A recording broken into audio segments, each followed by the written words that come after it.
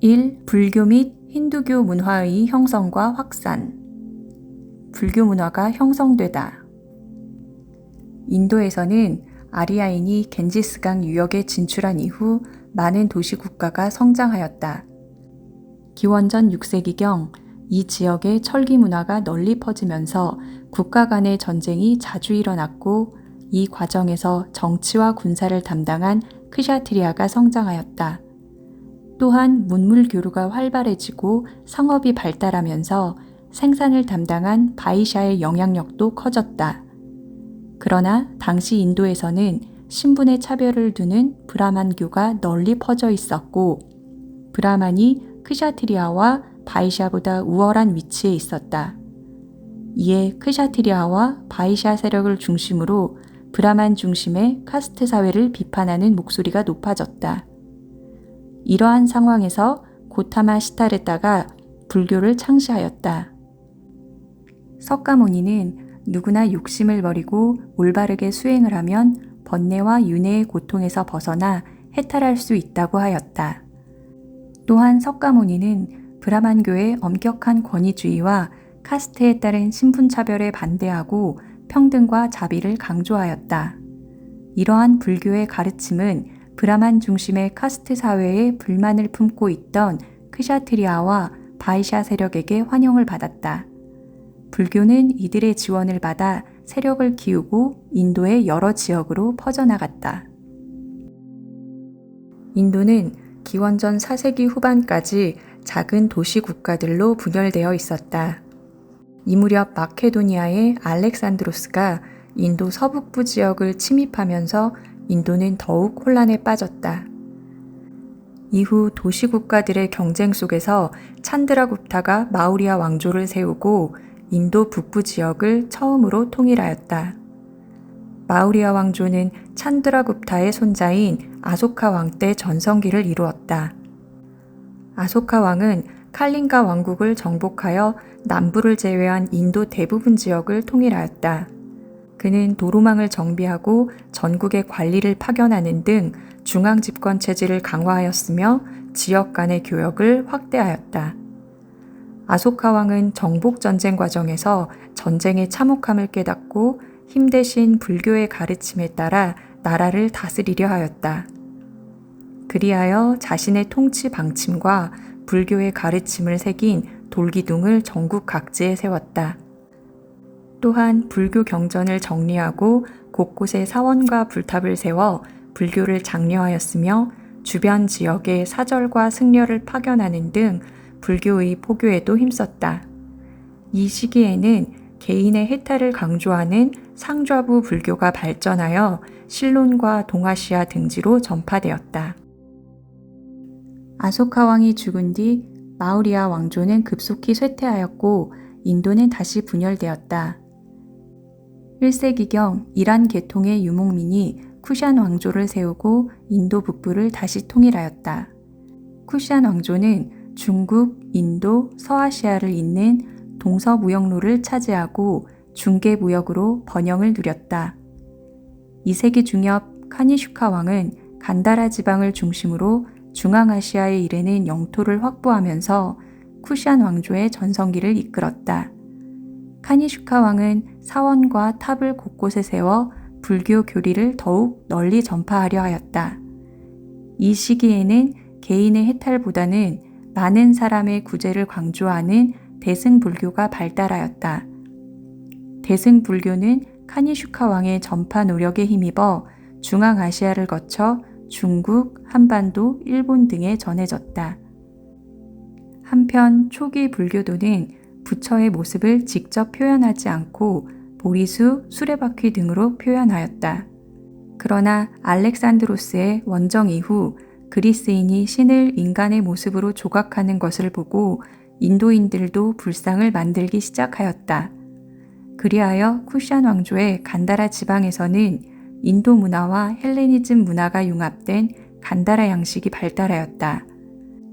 간다라 양식은 대승불교와 함께 동아시아에 전파되어 불상 제작에 영향을 주었다. 힌두 문화가 확산되다. 쿠샨 왕조 이후 분열되어 있던 인도에서는 4세기경 굽타 왕조가 들어서 인도 북부를 통일하였다. 굽타 왕조는 5세기 초 찬드라굽타 2세 때 벵골만에서 아라비아해까지 영토를 확장하며 전성기를 누렸다. 이 시기에 굽타 왕조는 활발한 해상무역으로 경제적으로 번영하였고 이를 바탕으로 종교와 문화가 발달하였다. 그러나 굽타 왕조는 5세기 이후 이민족의 침략과 왕위 계승 분쟁으로 혼란을 겪다가 멸망하였다. 굽타 왕조 시기에는 브라만교와 불교, 인도의 민간 신앙이 융합하면서 힌두교로 발전하였다. 힌두교는 브라만교처럼 복잡한 제사의식이나 값비싼 제물을 요구하지 않고 요가나 고행, 선행 등을 통해 해탈할 수 있다고 하여 대중화되었다. 또한 비슈누가 왕의 모습으로 세상에 나타났다고 주장하여 왕의 권위를 높였다. 이에 힌두교는 왕실의 보호를 받아 성장하였다. 한편 힌두교는 카스트의 신분차별을 인정하였으며 자신의 카스트에 따른 의무를 성실히 수행함으로써 더 나은 카스트로 태어날 수 있다고 하였다. 이 시기에 정비된 만우법전은 카스트를 비롯하여 각종 의례와 관습, 법 등을 기록하여 힌두교도의 일상생활에 큰 영향을 주었다. 굽타 왕조 시대에는 정치적 안정과 경제적 발달을 바탕으로 인도의 고전 문화가 발달하였다. 특히 문학, 미술 등의 분야에서 인도 고유의 특색이 강조되었다. 문학에서는 산스크리트어가 공용으로 사용되면서 산스크리트 문학이 발달하였다. 인도의 전설과 설화를 담은 서사시인 마하바라타와 라마야나가 산스크리트어로 정리되었고 칼리다사는 희곡 샤쿤탈라를 지어 굽타 왕조 시대의 궁정 생활을 묘사하였다. 미술에서는 간다라 양식과 인도 고유의 양식이 융합된 굽타 양식이 나타났다. 굽타 양식은 인물의 생김새나 옷차림 등에서 인도 고유의 특징을 잘 표현하였다. 아잔타 석굴사원과 엘로라 석굴사원의 불상과 벽화가 대표적이다. 굽타 왕조 시대에는 천문학과 수학도 발달하였다. 당시 인도인들은 원주율을 이용하여 지구의 둘레를 계산하였고 지구가 둥글고 자전한다는 사실도 밝혀냈다. 또한 최초로 0이라는 숫자를 만들었고 십진법을 사용하였다. 이러한 지식은 이슬람 세계에 전해져 자연과학의 발달에 영향을 주었다. 2. 동아시아 문화의 형성과 확산. 위진남북조 시대가 시작되다. 3세기 초 후한이 멸망한 뒤 중국은 위, 촉, 오의 세 나라로 분열되었다. 위를 이은 진이 삼국을 통일하였으나 왕위 계승을 둘러싼 다툼으로 혼란이 지속되었다. 이를 틈타 북방민족이 화북 지방을 차지하고 여러 나라를 세우면서 5호 16국 시대가 시작되었다. 그러자 화북 지방에 살던 한족은 북방민족을 피해 창장강 이남으로 내려가 동진을 세웠다. 이후 화북 지방은 선비족이 세운 북위가 통일하고 창장강 이남에서는 동진의 뒤를 이어 한족 국가들이 세워졌다. 이처럼 한이 멸망한 이후부터 수가 중국을 통일할 때까지의 시기를 위진 남북조 시대라고 한다. 한편 북위는 북방민족과 한족의 갈등을 해소하고 한족을 효과적으로 다스리기 위해 한족의 제도와 문물을 적극적으로 받아들였다. 특히 효문제는 한족의 언어와 의복을 사용하고 선비족의 성씨를 한족의 성씨로 바꾸도록 하였다. 남조에서는 화북지방에서 이주해온 한족이 앞선 농업 기술을 이용하여 강남지방을 개발하였다. 이에 남조의 농업 생산력이 크게 늘어나면서 경제가 발전하였다. 위진 남북조 시대는 왕조가 자주 교체되어 혼란하였지만 사회적, 문화적으로는 새로운 변화가 나타났다. 위진 남북조 시대에는 추천으로 관리를 선발하는 국품 중정제가 실시되었다. 그 결과 지방의 호족이 중앙의 관리로 진출하였고 대대로 관직을 독차지하면서 문벌 귀족으로 성장하였다. 문벌 귀족은 비슷한 가문끼리 결혼하여 자신들의 지위를 강화하였다. 위진 남북조 시대에는 계속되는 전쟁으로 사회가 불안해지자 사람들이 종교를 통해 안정을 얻고자 하였다. 한대에 들어온 불교는 왕실과 귀족의 보호를 받으며 크게 발전하였다. 이 시기에 윈강과 룽먼 등의 거대한 석굴 사원이 만들어졌고 고구려와 백제에 불교가 전파되었다. 또한 도가 사상과 민간 신앙이 결합하여 도교로 발전하였다. 한편 남조에서는 개인의 자유로운 삶을 추구하는 청담 사상이 유행하였다. 그리고 화려한 귀족 문화가 발전하였는데 시에서는 도연명, 그림에서는 고개지, 글씨에서는 왕이지가 유명하였다.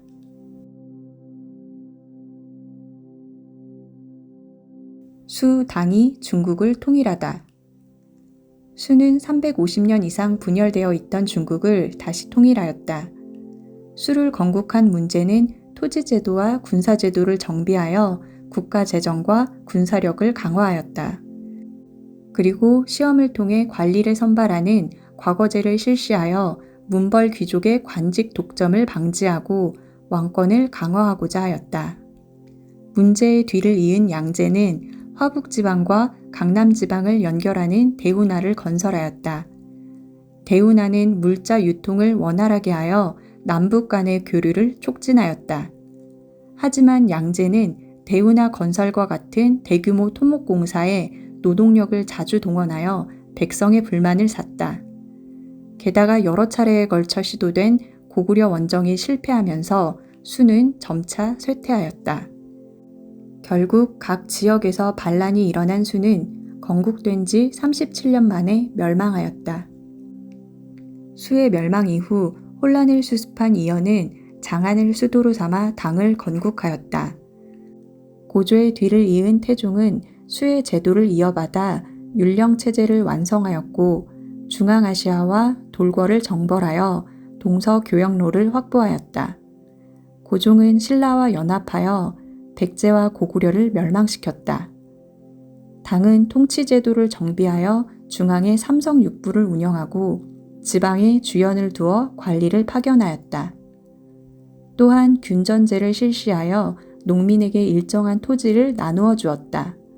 그 대가로 조용조의 세금을 거두었고 농민을 병사로 복무시키는 부병제를 실시하였다. 그러나 점차 귀족의 대토지 소유가 늘어나 농민에게 나누어 줄 토지가 줄어들면서 농민은 소작농으로 전락하였다.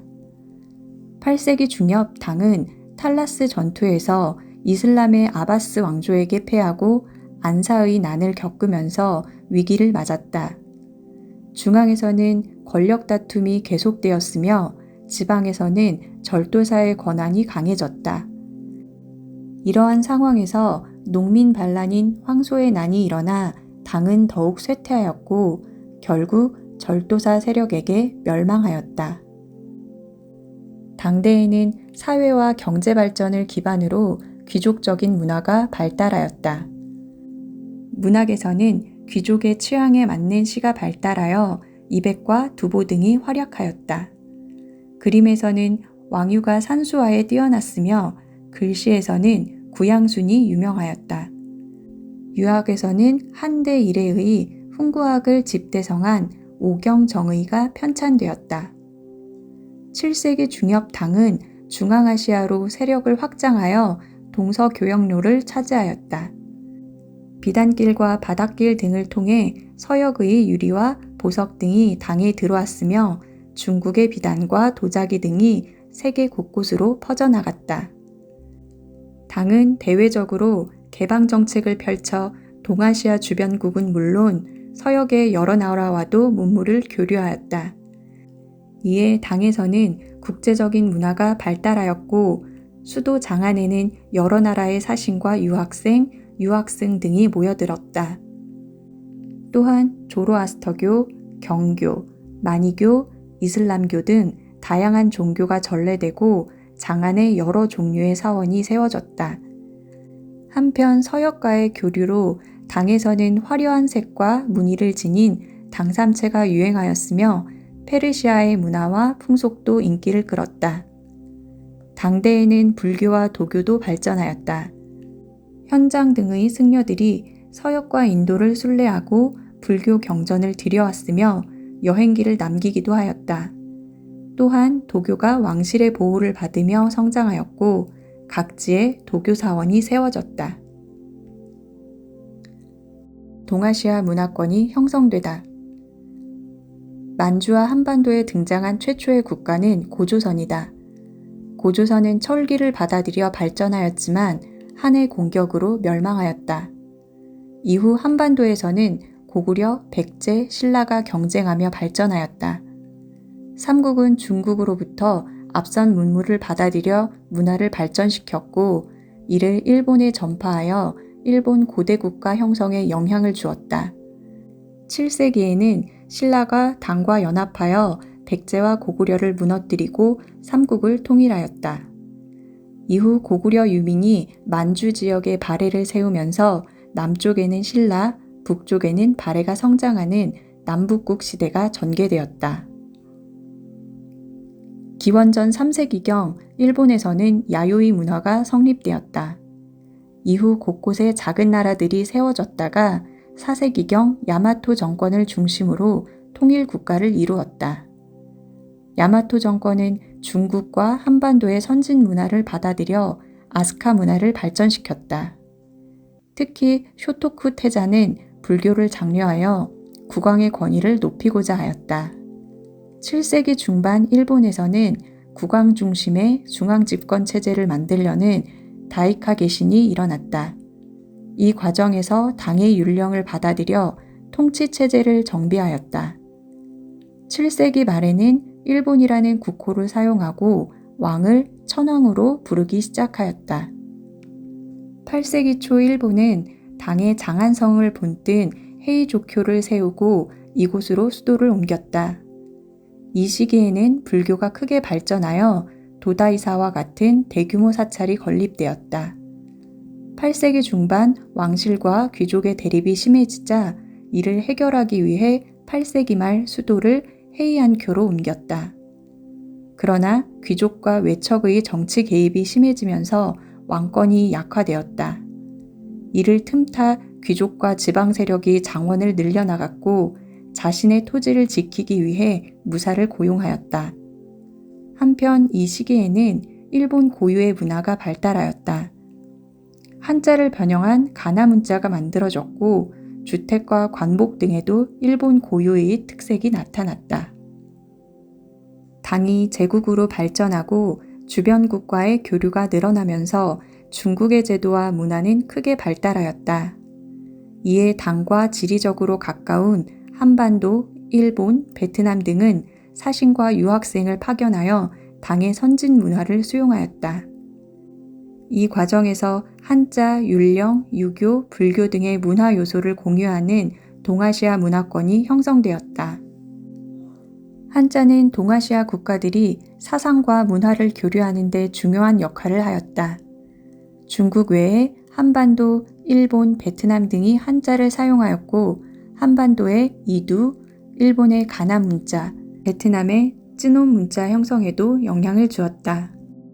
율령은 당대에 완성되었고 동아시아 국가들이 중앙집권 체제를 확립하는 데 기여하였다.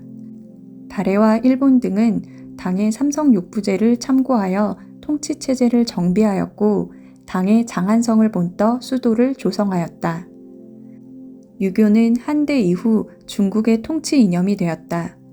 고구려, 백제, 신라, 일본은 유교를 받아들여 정치 이념이자 사회 규범으로 삼았다. 동아시아 각국은 문묘를 세워 공자를 모셨고 지식인들은 유교 경전을 공부하였다. 불교는 중국을 거쳐 한반도와 일본 등에 전래되었고 왕실의 보호를 받으며 성장하였다. 동아시아 각국에서는 사찰과 석굴사원의 건축이 활발하게 이루어졌다. 이처럼 동아시아 국가들은 한자, 율령, 유교, 불교 등 공통된 문화 요소를 공유하였으며 각국의 상황에 맞게 이를 독자적으로 발전시켰다. 3. 이슬람 문화의 형성과 확산. 이슬람교와 이슬람 제국이 성립되다. 6세기 후반 서아시아 일대는 사산왕조 페르시아와 비잔티움 제국의 대립으로 기존의 동서무역로가 막히게 되었다. 상인들은 아라비아 반도를 지나는 교역로를 이용하였고 이 과정에서 메카와 메디나가 무역의 중심지로 떠올랐다.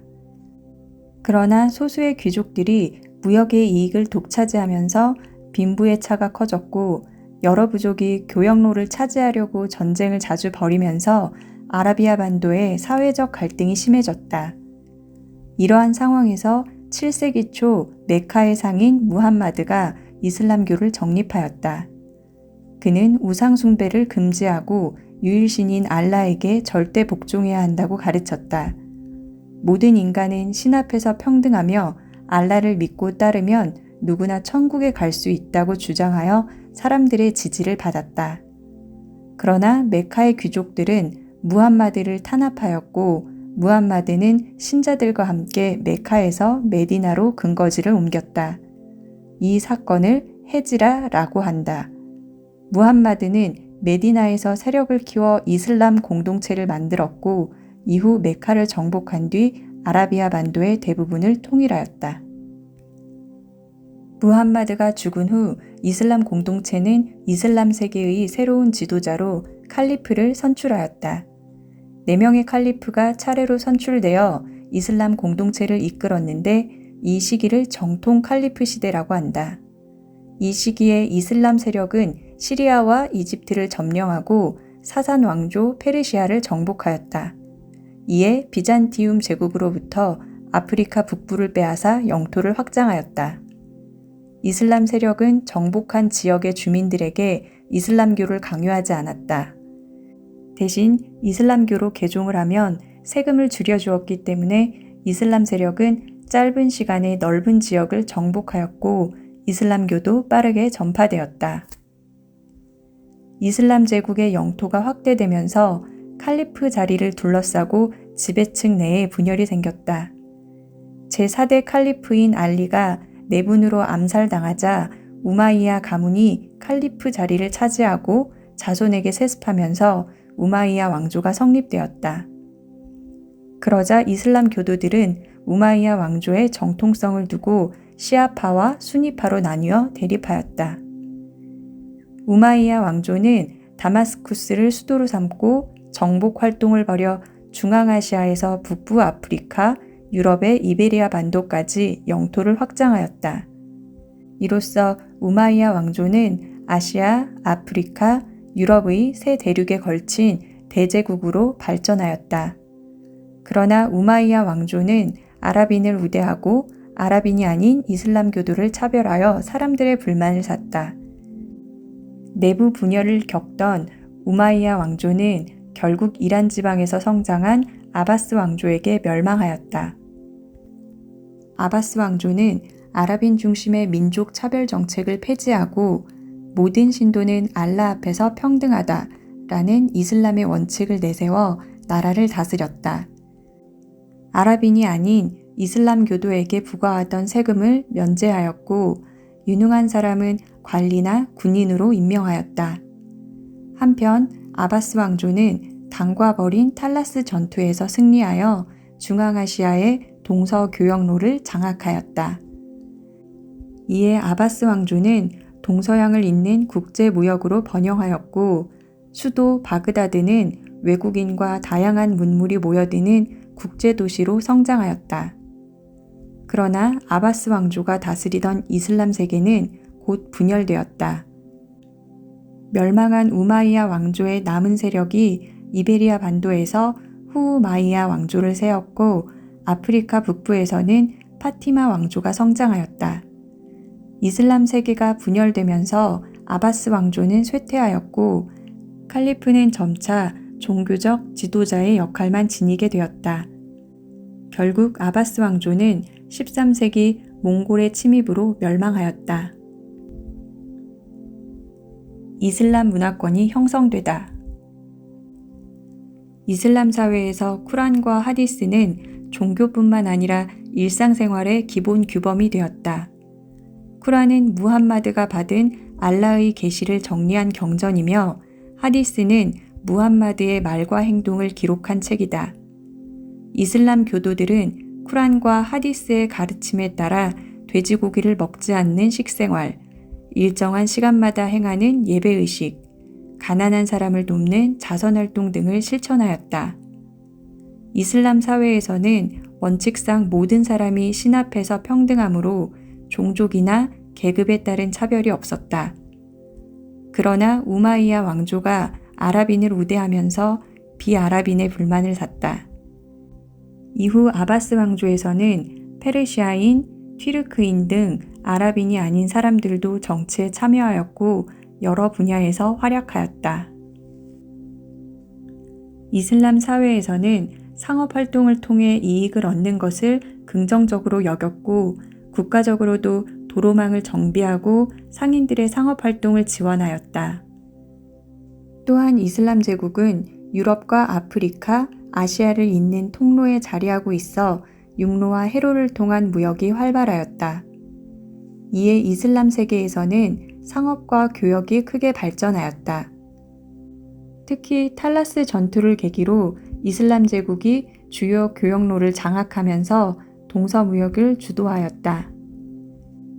이슬람 상인들은 비단길과 바닷길을 이용하여 인도, 동남아시아, 중국은 물론 한반도에까지 진출하여 도자기, 향신료, 비단 등을 거래하였다. 또한 유럽과 아프리카에 진출하여 모피, 금, 노예 등을 거래하면서 많은 이익을 차지하였다. 이슬람 세계가 확대됨에 따라 주요 교역로를 중심으로 도시들이 성장하였다. 그중 아바스 왕조의 수도 바그다드는 세계의 시장으로 불릴 만큼 번성하였다. 한편 이슬람 상인들은 거래를 위해 금, 은을 화폐로 사용하였고 어음, 수표를 거래에 이용하면서 금융산업도 발달하였다. 이러한 이슬람 상인들의 무역 활동으로 동서문화 교류가 촉진되었고 이슬람교도 빠르게 확산되었다. 이슬람 제국이 확대되면서 이슬람 문화가 세계 각지에 전파되었고 다양한 문화가 이슬람 세계로 흘러들어왔다. 그리하여 이슬람교를 바탕으로 다양한 문화 요소가 융합된 이슬람 문화권이 형성되었다. 문학에서는 산문과 설화 문학이 발달하였는데 아라비아의 민담을 중심으로 페르시아, 인도, 이집트 등지의 설화를 모은 아라비안 나이트가 유명하다. 건축에서는 돔과 아치, 뾰족한 탑을 특징으로 하는 모스크가 발달하였다.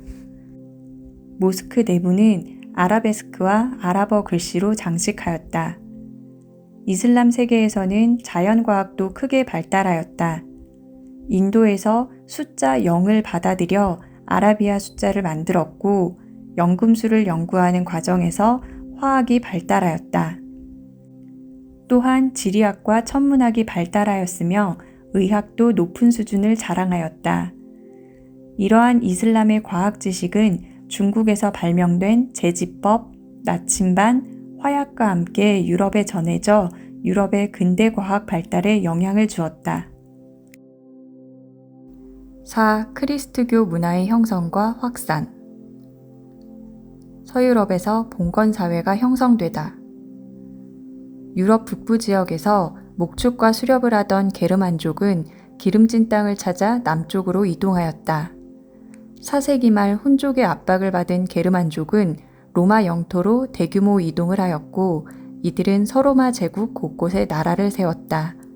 이 과정에서 서로마 제국은 게르만족 출신 용병 대장에게 멸망하였다. 서유럽에 세워진 게르만 왕국들은 대부분 오래 지속되지 못하고 멸망하였다. 그러나 갈리아 지방에 자리 잡은 프랑크 왕국은 오랫동안 번성하였다.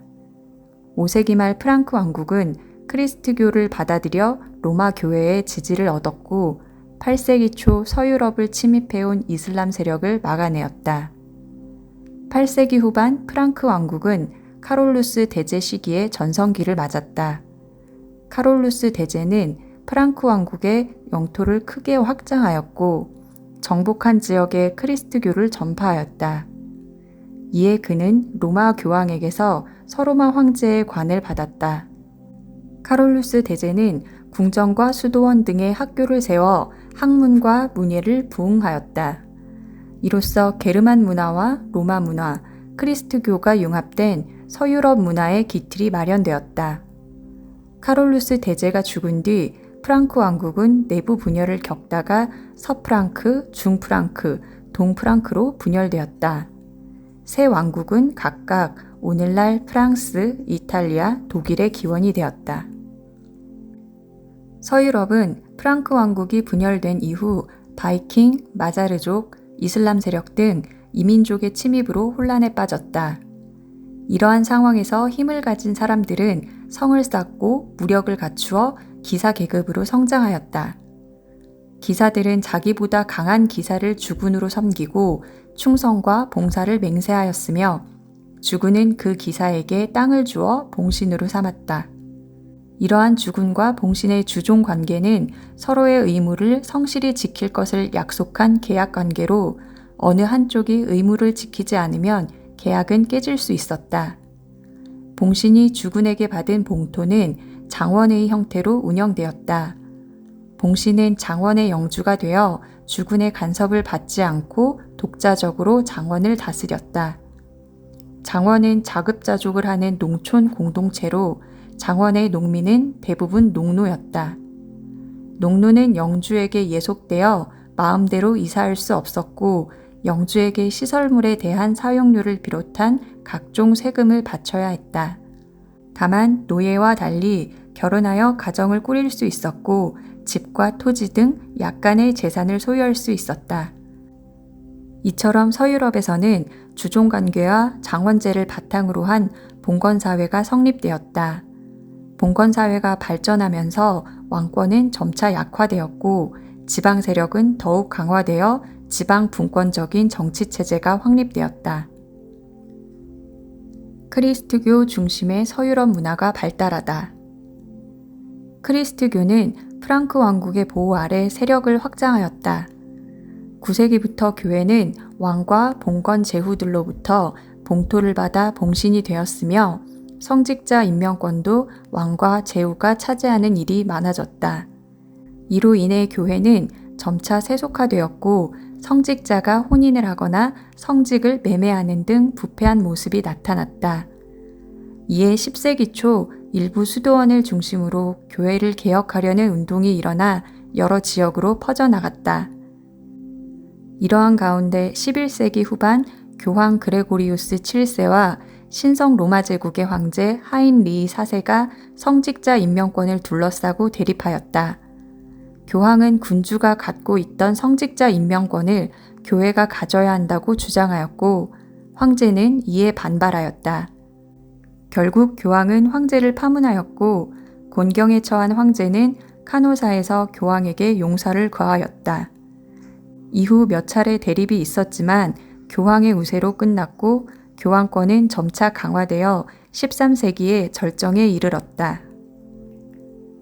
중세 서유럽에서는 크리스트교가 유럽 사람들의 정신과 일상생활에 많은 영향을 주었다.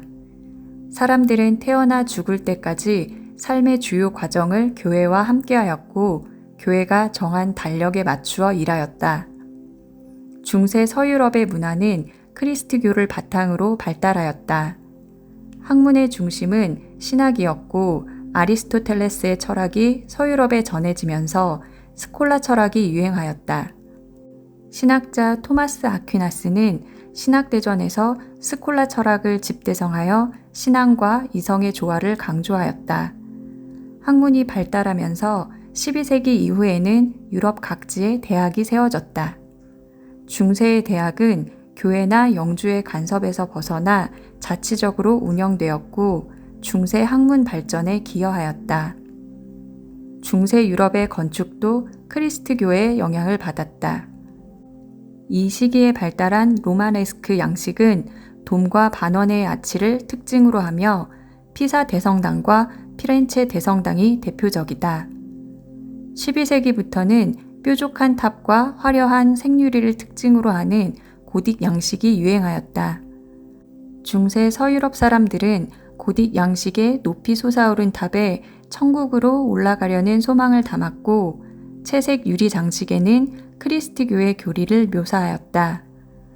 독일의 쾰른 대성당과 프랑스의 샤르트르 대성당이 유명하다. 한편 이 시기에는 기사들의 영웅담이나 사랑을 소재로 한 기사도 문학이 유행하였다.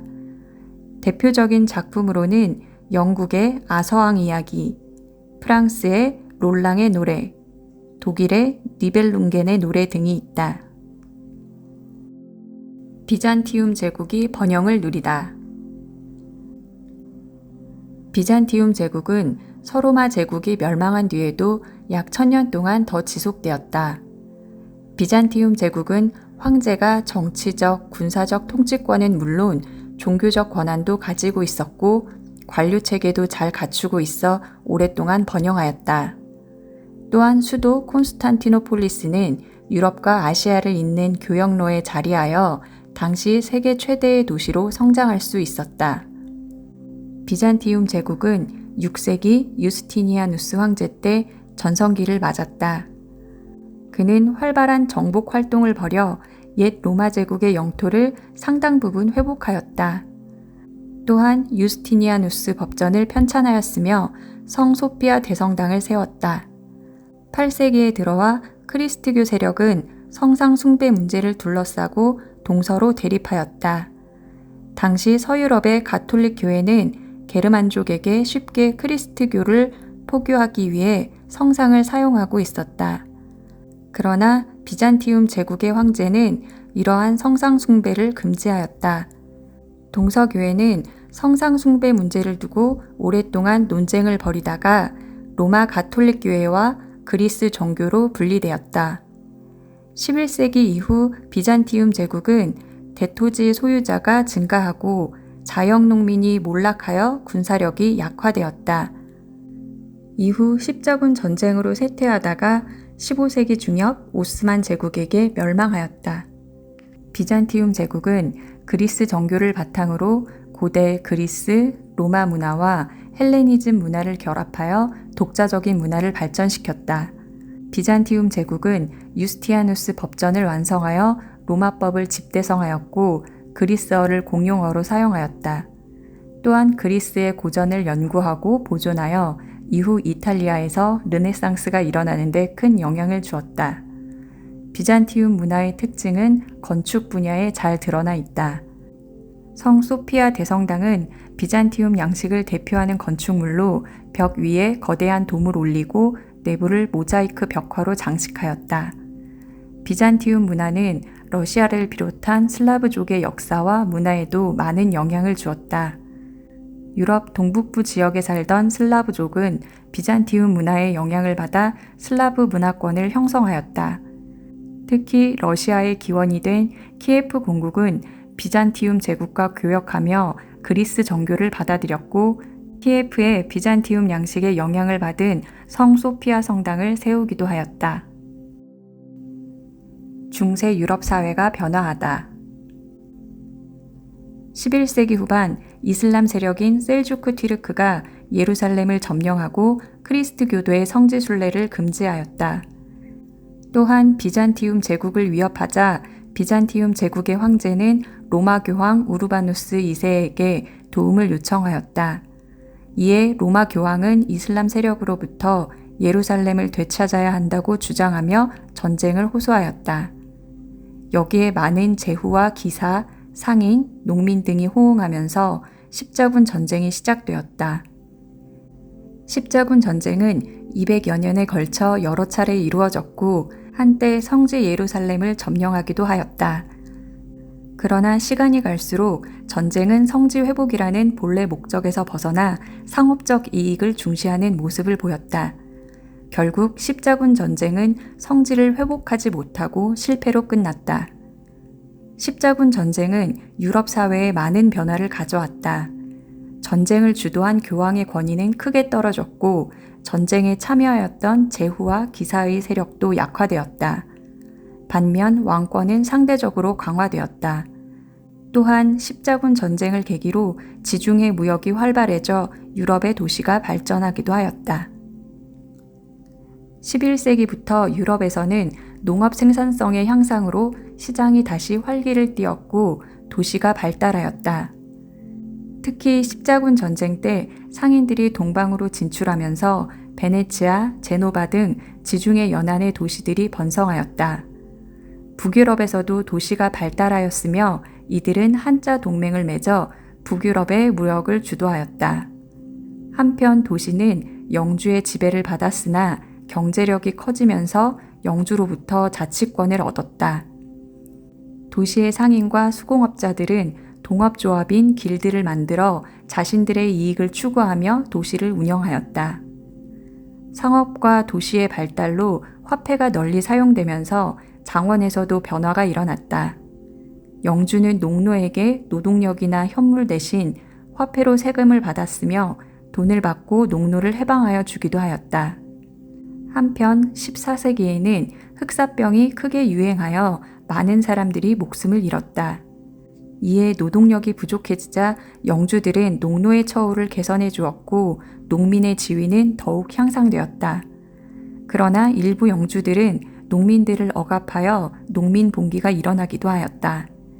이러한 상황 속에 장원은 해체되었고 중세 봉건사회도 크게 흔들리게 되었다.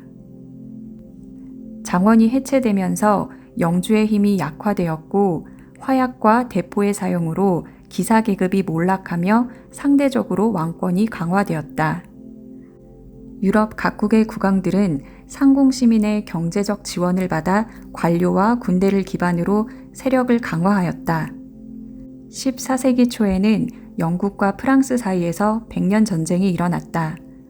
프랑스는 이 전쟁에 승리하여 중앙 집권 국가로 발전하는 기틀을 마련하였다. 100년 전쟁이 끝난 뒤 영국에서는 장미 전쟁이 일어났다. 이 과정에서 봉건 귀족이 몰락하고 왕권이 강화되어 영국은 중앙 집권 국가로 성장할 수 있었다. 르네상스와 종교개혁이 일어나다. 14세기에서 16세기 유럽에서는 고대 그리스 로마 문화를 되살려 인간 중심의 새로운 문화를 만들려고 한 르네상스가 일어났다. 르네상스는 고대 로마의 문화유산이 많이 남아있고 지중해 무역으로 경제적 번영을 이룬 이탈리아에서 시작되었다. 특히 비잔티움 제국 멸망 이후 많은 학자가 이주해 오면서 이탈리아에서는 고전 문화 연구가 더욱 활발해졌다. 르네상스 시기에는 그리스 로마 문화를 본받아 인간의 개성과 능력을 중시하는 인문주의가 발달하였다. 인문주의자들은 신 중심의 세계관에서 벗어나 사람들의 삶에 관심을 가졌다. 문학에서는 보카치오가 인간의 욕망을 솔직하게 묘사한 데카메론을 남겼다. 미술에서는 레오나르도 다빈치와 미켈란젤로, 라파엘로 등이 인체의 아름다움을 사실적으로 표현하였다. 건축에서는 르네상스 양식이 발전하였는데 성 베드로 대성당이 대표적이다. 르네상스 시기에는 세계와 자연에 대한 관심이 커지면서 과학도 발달하였다. 코페르니쿠스와 갈릴레이는 지동설을 주장하여 중세 교회의 천동설을 믿었던 당시 사람들의 우주관에 큰 변화를 주었다. 이탈리아의 르네상스는 16세기 이후 알프스 이북으로 확산되었다. 이 지역의 인문주의자들은 현실 사회와 교회의 부패를 날카롭게 비판하였다. 에라스미스는 우신 예찬에서 교황과 성직자의 부패를 지적하였고 토마스 모어는 유토피아에서 영국 사회의 현실을 비판하였다. 세르반테스는 돈키호테를 지어 몰락해가는 중세 기사를 풍자하였다. 한편 유럽에서는 중국의 화약과 나침반이 전쟁과 장거리 항해에 사용되면서 봉건기사의 몰락과 신항로 개척에 영향을 주었다. 또한 구텐베르크는 활판 인쇄술을 발명하여 새로운 지식과 사상이 보급되는 데 기여하였다. 사회개혁적인 성격이 강했던 알프스 이북의 르네상스는 부패한 성직자와 타락한 교회를 개혁의 대상으로 여겼다. 이러한 상황에서 교황 레오 10세가 면벌부를 판매하자 독일의 신학자 루터는 이를 비판하는 95개조 반박문을 발표하였다. 그는 진실로 회개한 크리스트 교도는 면벌부가 없어도 벌을 면할 수 있다고 주장하여 제후와 농민의 지지를 받았다. 스위스에서는 칼뱅이 예정설을 주장하며 종교개혁을 일으켰다. 그는 근면과 절약을 강조하면서 부자가 되는 것을 신의 은혜라고 주장하여 상공업자들의 환영을 받았다. 한편 영국에서는 국왕이 영국 교회의 수장임을 선언하면서 영국 국교회를 세웠다. 종교개혁으로 크리스트교 세계는 로마 가톨릭 교회와 신교로 분열되었고 곳곳에서 종교 전쟁이 일어났다. 그중 독일에서 일어난 30년 전쟁은 유럽 여러 나라가 참가한 국제전쟁으로 확대되었다. 오랜 전쟁 끝에 베스트팔렌 조약이 맺어져 제후가 가톨릭, 루터파, 칼뱅파 중에 하나를 선택하는 것이 허용되었다.